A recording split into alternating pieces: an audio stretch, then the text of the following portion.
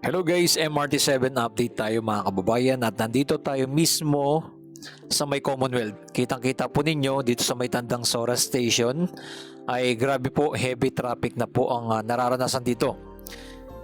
Ayan, araw-araw po ito at ganito ang kanilang mga nararanasan kaya yung kabilang lane ay ginagamit na po nila.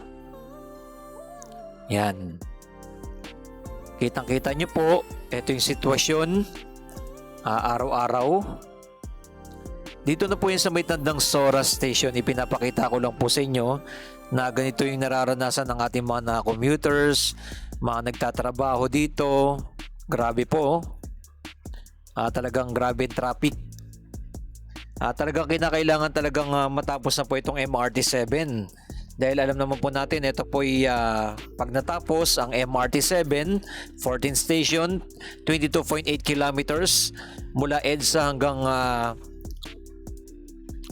San Jose del Monte, Bulacan ay napakalaking tulong sa ating mga kababayan, lalong-lalo na mga nagtatrabaho sa Manila, ayan, Makati. Dahil ito po i-connect mismo ang MRT7 sa LRT1 tsaka MRT2. Alam naman po natin ang LRT1 extension mula dyan sa may EDSA going to Cavite. Yan, natatanaw naman po natin yung dalawang station, itong Tandang Sora Station at yung University Station.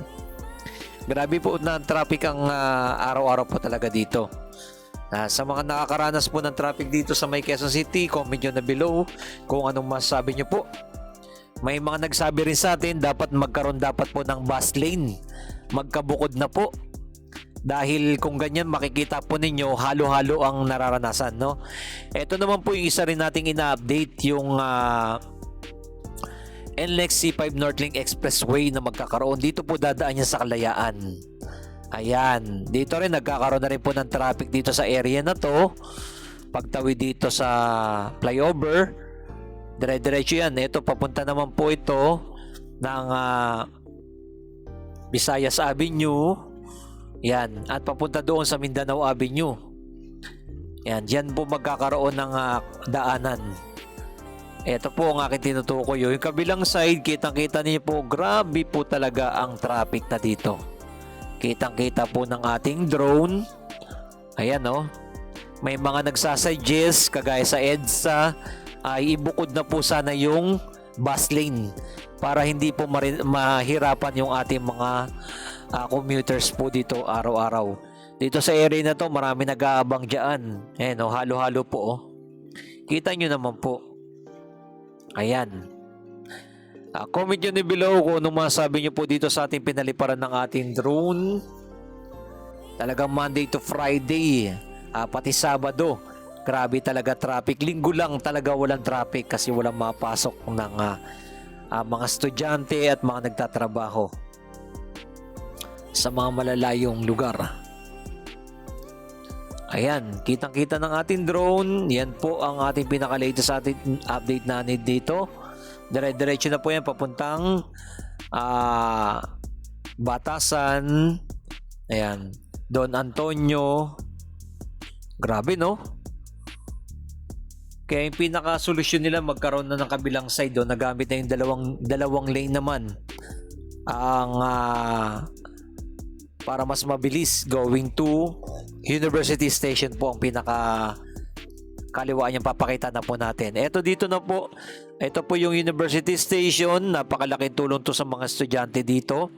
At hindi pa po natin alam kung anong mangyayari yung kabilaang side. Hindi pa po na nasisimulan dito. O magkakaroon ba dito ng flyover? Ayan. Hindi pa po natin alam. Wala pa pong update eh. Ito dito naman, dito po sila sa may pinaka circle na po. Kaya nagkakaroon talaga dito ng heavy traffic na going to EDSA. Dahil makitid na po yung daanan. Yan, no? Sa pagkanan mo dyan, going to EDSA. Yan, no? Kitang-kita nyo po mga kababayan. Yan. Grabe talaga traffic sa area na to. Ang pinaka-start ng traffic po dito ay 7 AM. Mga 6:45 to 7 AM. Yan, dire-diretso na po yan. At makakaluwag-luwag na yan, mga alas 8 na ng umaga. Ito na po yung Quezon City Circle at yung Quezon Memorial Circle Station. Ayan, pakita na rin po natin yung bandang unahan dahil yung pinaka-underground po kasi dito ay sinisimulan na rin po nilang gawin. Dahil alam naman po natin ang Quezon Memorial Circle Station ay underground, ay dito sinisimulan na po nila yung kabilaang side. Palabas na po dito. Pakita na rin po natin. Pero yung University Station ay wala pa po tayong update, no? Kung magkakaroon ba ng flyover ba or magkakaroon ng underground kabilaan side. Wala pa po. Pero possible yata magkakaroon po ng flyover ang mangyayari. Ayan. Dito sa area na to po, sinisimulan na po nila yung pinaka-underground na kabilaang side. Ito, nilalagyan na rin nila ng cover. Yan ang ating pinaka-latest update natin dito sa may MRT7. Ayan po, right side. Ito yung may mga squatter area dito sa area na yan ay tuluyan na pong nagiba. Ayan, maraming salamat sa ating mga viewers, subscriber na lagi na sumusuporta kay Skywalk TV. Itong ating pinaka-latest update natin dito sa MRT7 at napakalaking tulong at solusyon, iwas traffic talaga dito sa may Commonwealth. Comment nyo na below kung anong pumasabi nyo po dito sa ating pinaliparan ng ating drone.